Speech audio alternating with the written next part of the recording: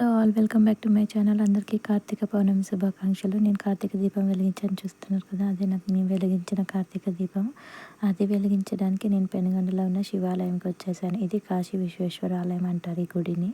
ఇక్కడ కాశీ విశ్వేశ్వరుడే స్వయంగా కొలువై ఉన్నాడని చెప్పి అందరూ నమ్ముతారు. నేను కూడా గుడికి వెళ్ళిపోయాను అనమాట. వెళ్ళిన తర్వాత చూస్తే అక్కడ షాకింగ్ న్యూస్ ఏమంటే, అక్కడ శివరాత్రి రోజు ఉన్నంత కన్నా కొంచెం తక్కువ రష్ ఉంది, కానీ ఆల్మోస్ట్ శివరాత్రి రష్షే అనిపించింది. అంత రష్లో నాకు దర్శనం ఎలా అవుతుంది, నేను దీపం ఎలా వెలిగించాలి అని చెప్పి చాలా భయపడ్డాను. నాకు ఆల్మోస్ట్ దర్శనానికి 1 అవర్ పట్టింది. చూస్తున్నారు కదా, ఎక్కడెక్కడ ఖాళీ లేదు. గుడి ఎంత పెద్దగా ఉందంటే చాలా పెద్దది. ఆ గుడి చుట్టూ దీపాలు వెలిగించేశారు. సరే, నేను కూడా కార్తీక దీపం వెలిగించేద్దామని చెప్పి కార్తీక దీపం వెలిగించేశాను. వెలిగించి మొక్కొని అక్కడ నుంచి బయటికి రావడానికి ట్రై చేశాను, కానీ అక్కడ దారి కనిపించలేదు. అలానే బయటకు వచ్చి క్యూలో జాయిన్ అయిపోయాను అనమాట. ఆ క్యూలో జాయిన్ అయినప్పుడు ఇక ఇవన్నీ క్యాప్చర్ చేశాను. అక్కడ చూస్తున్నారు కదా, అవన్నీ గుడివారు అరేంజ్ చేసిన థింగ్స్ అనమాట. కార్తీక దీపం పెట్టడానికి జనాలకి అక్కడ గుడి అంతా నిండిపోయినందుకు టేబుల్స్ వేసి టేబుల్స్ పైన వెలిగించడానికి వదిలేరు. ఇవన్నీ గుడి చుట్టూ పెట్టిన దీపాలు. ఆల్మోస్ట్ అన్నీ తీసేశారు. ఏవేవైతే ఆరిపోయాయో అవన్నీ తీసేశారు. తర్వాత వర్షం పడింది బాగా. వర్షంలో కొన్ని శాంతి అయిపోయి ఉంటాయి కదా, అవి అక్కడ నాగలు కట్టిపోయినా ఇట్లా ప్రతి ఒక్కరు ఎక్కడ ఖాళీ దొరికితే అక్కడ పెట్టేస్తున్నారు అనమాట. కానీ రూల్స్ ప్రకారం అక్కడ పెట్టద్దు, ఇక్కడ పెట్టద్దు అంటున్నారు, కానీ జనాలు పెట్టేస్తున్నారు. అంతలోపే మేము లోపలికి వచ్చేసాం. ఇది లోపల గర్భగుడి అనమాట. గర్భగుడి అక్కడ కనిపిస్తుంది కదా, అక్కడ ఏమంటారు దీపాలతో లోపల, అది గర్భగుడి. అక్కడ శివుడు ఉన్నాడు. అక్కడ ఇదంతా మెయిన్ ఎంట్రన్స్. మెయిన్ ఎంట్రన్స్ నుంచి అక్కడికి వెళ్ళాము. వెళ్ళి దర్శనం చేసుకొని బయటికి రాగానే అక్కడ కళ్యాణం జరుగుతుంది చూశాను అనమాట.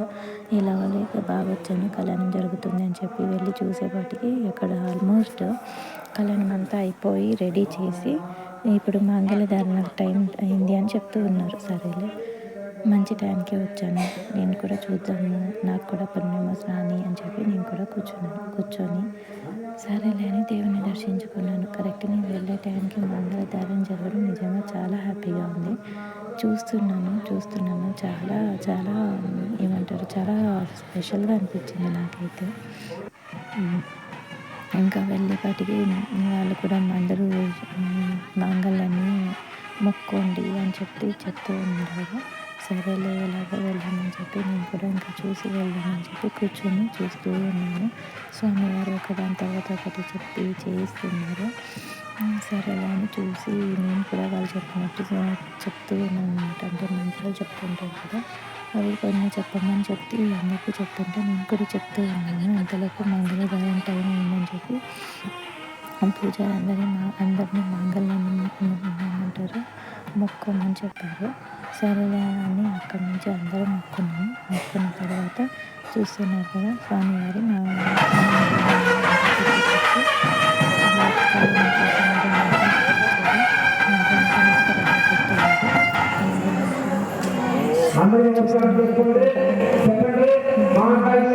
మాంగళ్యం తంతున అనేన లోకరక్షణ హేతున సందే భద్రావి శుభతే సంజీవ శతశతం.